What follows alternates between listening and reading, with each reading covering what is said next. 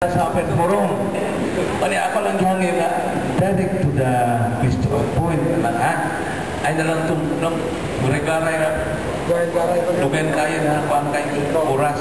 No? Ang ato direct to the point. Okay? The table is open for the open forum. Okay, una na. Hello. May hapon sa atong speaker. Ako kailangan speaker bago pong hapon. Sa atong mga bisita nga gikan sa Cebu, board of directors. Ang atong pangutana kay atong nag-idiretso kita, atong pangutana kay nag-isip na tao is SPX kung Society of St. Pius Gatan. Din mo ilang nag-bugna nini, nagtukod din si Martin Tipe. Nag-isip man ka broad speaker o SPX. Kanya, mingon ka na si Marcel Lepet. Wala mutuman kung unsa ang iyang napirmahan. Nga, usalaman mo ka, obispo ang iya konsagrahan. Aron mo yung masunod ka niya kung mawala ka siya. So, kaya man siya mutuman, ni konsagrar man siya upat. Ang iya bang pagpapagtuman, nakahatag pa kini og invalido sa iyang pagkonsagrar sa upat ka mga pare nga iyang gihimong obispo. Invalido ba ang konsagrasyon? Invalido ba? Salamat kayo. Ang simbahan mo tubag niya na pinaagi sa gitawag na ito Secretary of State ipatinaw na siya na ang upat ka obispo nga gikonsagrahan ni Marcel Lepet balido kato siya ng mga obispo. Apan sa katarungan, suspended sila o niya, i-excommunicate sila sa simbahan. No, pasabot, dili sila pwede mag-exercise sa ilahang bishopric or ecclesiastical ministry. Muna siya giingon sa simbahan. Kaya, dumaga na po, niya itong 2009, gilibkas ang ilahang excommunication. Apan sa paglibkas, wala na apil og libkas ang ilahang suspension. Doon lang ito ba? Pag-excommunicate, automatic suspended ad divinis. Wala itabutan mag-misa, magpapabunyag, magkonfirma, wag itabutan ang mga pari maghalik. Mo na epekto sa excommunication. Paglibkas niya na, ang ilibkas lang ang excommunication, apang nagpabiling gihapon sila na suspended, gididaan gihapon sila. Hantod karon na dili gihapon sila mutuo sa Santo Papa. Kaya nagdili na, padayon na gihapon. So, wala ang tubang sa iyong hangidog na pangunan. Salamat. Pwede paluwag? Mr. Speaker, Brad Speaker. Brad Ryan. Kay ingon ka man nga sumala sa imong ebidensya diha. Ingon ka man nga suspendido ang ilang faculty ba na tawagan na? Ang ilang faculty sa pagmisa, sa pagwali sa tanan. Dala pa ni anak ang suspendido ko sa ang ilang pagkonsagrar o paret. Pag-ordain kaya konsekrasyon sa obispo na. Pagpari ka ng ordinasyon. O pasabot, apil ba din nga ang atong tubag apil na ito ka? Nga sa pa, apil ang pag-ordina o pare. Nga sa ito pa, kay apil man ang pag-ordina o pare. Ang ilang ba na yung pare karon na ilang ipang-ordinahan? Dili ba na yung tinuod nga pare? Sa katarungan na dili ba tinuod nga pari, ang ilahang pari tinuod, apan gididaan pagpamisa, apan gahit ihapon. Okay. Dili dahil invalido ang ilang pag-ordina o mga pare. Wala mapil sa suspension. Okay, salamat. Wala na. Ato lang tagaan ng pagkatinaw. Doon na magitay gitawag ng nato na validity and legality sa termino sa atuang simbahan. Sa katarungan na ang nagkonsagrar ang nag-ordain sa mga pari nila, usaman kagitawag na itong balido nga obispo, ang pag-ordina, balido. Apan ang pag-exercise nila, nagkinahanglan ka na siya o fakultiya kung jurisdiksyon o wala na sa ilang mga kamot sa pagkakaroon.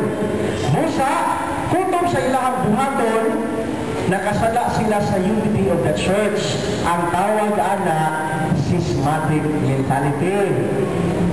Kaya karon, kung magpadayon din na sila, no? Hantong karon, bisa kinaimbita, mas mulalong pa na siya pag-ayo kanang ilahang problema karon. Gani ang ilang pagka-obispo ng sinumpakiay na po. Doon ay upang obispo, Bernard Teley, Tisher de Malire, Alfonso de Galareta, o si Bishop Williamson. Kasayod ba mo nga ganing ikaupat? Maning buluyagon nga ilahang obispo? O gibadlong na siya karoon nagpadayon, yapon nga, gahig yapon ang ulo. Sumoko validity, o sa maning legality, buat pasabot ako, pananglit, ako sa Brad Ryan. Doon ako lisensya sa pagkamaestro. Tinagaan ko gahong sa panggamanan sa Pilipinas, doon ako license number. Nagkinahanglan po na ang jurisdiksyon, bisan pag-ila ka na maestro. Kung sa man ang jurisdiksyon, gikinahanglan, ako nagtudlong mag-usa-usa ka ispilahan. Ang akong pagka-maestro, bisan pa man, i-acknowledge na siya sa tibuong Pilipinas, apan ang ako ang official na pagpanudlo, diha lang nakakonfine sa ispilahan na akong itudluan. Alam nga na magbutabong ko niya sa inyong republic na ispilahan, yung manudlo kong pinakalit, may swinduhan ko sa inyong maestro. Dili ko swinduhan, illegal lang ako pagkanto, bisag balito ko nga maestro. Put pasabot, nahimo na sa mga butana tungkol kay kumuan sila din doon may obispo nga si Bishop Advincula, musulod sila nga dili mananghid, mao ka na ang sala. Kung sa may tawag din mo niya na, matod ba sa mga arsobispo sa Davao? Kasamaan, wolves in sheep's clothing. No? Mga lubo nga manunokog. Kaya musulod lang galit dili mananghid. Apa nato, yan po silang yampo. No? Kay kana sila, bisagahit ulo, ato mo niya po na mga igsuon. Ato di mga protestante, ato nga nag-ingon nga nahimulag ng mga igsuon. No? Pero kung musulti sila na ang mapanautan, ang natural, ako mismo hain ko na nila. Naa sa Lucas 12:48. Kung sa imong ihatag, mao sa kung imong madapat. Ayaw paghukom sa uban, Mateo 7:1. Kaya susamang sukdanan ako kang hukman. O nangapungutan ka, magpinutan po ko rin. Pero kung imong daw ito na sa tumapa, makadawag yung na ako o ganang kastigo, nga labaw ko sa gindakon sa imong paghatag o ganang pagdaon sa ato sa tumapa. Mga katawang lindon nga tubag sa imong pangutanay suot. Ang tao, sulod sa kalaw, wagi, bintana, kawala. Ang sakit na ubo, hindi musigig ang supa, mahimo na siyang kubang. Tapal na. Tapal. Ang tapal na, hindi na ka maubo. Okay, imo i-appeal ganiya sa imong lecture ang katong itong pag-usap sa mga parte sa misa ngayon na i-epekto karong 2012. Karong 2012 na pamaingo ka na bago ang tinulungan bago ang lugar, ito mo madugagan man, bago ang klase sa isa, no? Napamadungagan man siya kato itaw na may mga nakulang o sa diya. Ang buot sa buhay ini na kung sa may diferensya sa kanhi o ang kanang bago na umabot. Kung sa may ano nakuhan man ang bago ikumparar sa daan. Salamat po. O sa may kalainan, ang kalainan ang accident. Pero ang essence, wala usap. Ha? Kotong tubag na ko, sir. Sige, mas maray mo mga na maganda para ito ang mapatinaw. O sa may kausapan sa kanang next year na misa, sa kanang na misa, ang akong tubag translation. Ha? Kanang ikuan na siya, kanang i-faithful translation sa original na Latin. Pero wala siya kausaban in terms of kanang essence. Mauna na gihapon ang misa. Ha? Kung sa angay tawaton, angay resbitahan, kung angay tamudan, o saktong pagtahon.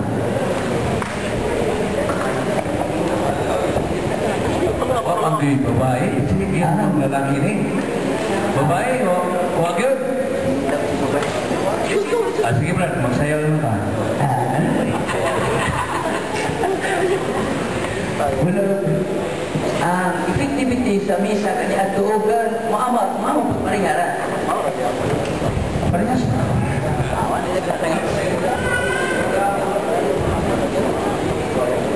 Dili lang kini open forum para sa lesson ha. Apo ni mo mangutana og mga dugukan nga pagtulunan, may lapos sa simbahan.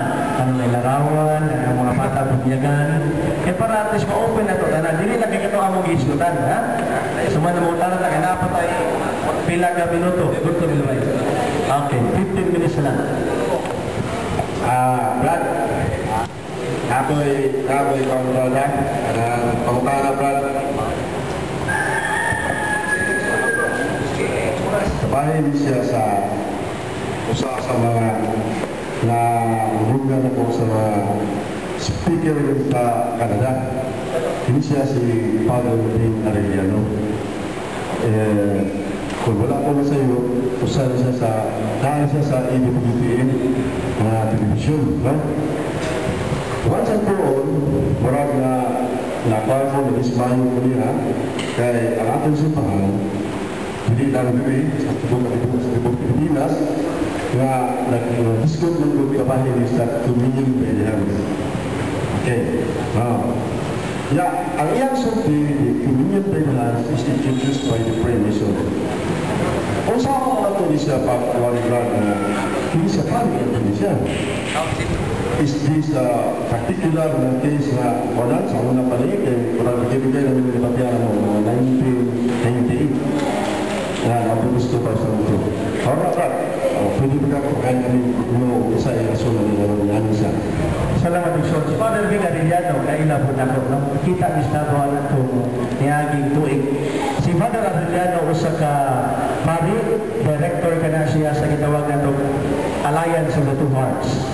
Kung kanang grupo ha, nasayod na na, nag-promote po na sila o kanang gitawag na itong kanang sacredness and the celebration of the Holy Eucharist.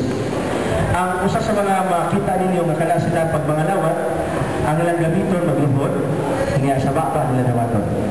Kaya sa pangutana nga, doon ay interview lugar na imong nakita kasi Father Bing, nagsulti nga anong kinahanglan dawaton ang kalawat sa paglubod niya baba. Kunya siguro ang konklusyon nimo na niingon si Father Bing nga kini lang yun ang paagi. Well, mutubag ka, mupura ka sa pag-ingon nga ang atong simbahan nagtudlo nga kanang dunay duha ka paagi sa pagdawat.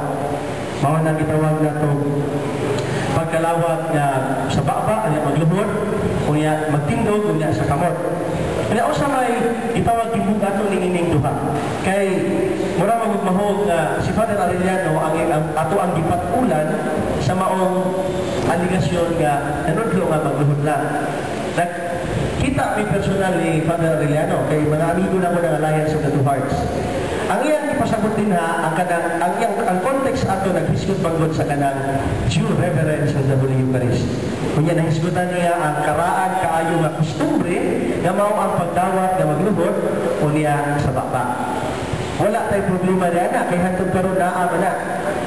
Sa Davao ganhan, kaganihan nagkalawat ko mao na akong gamit.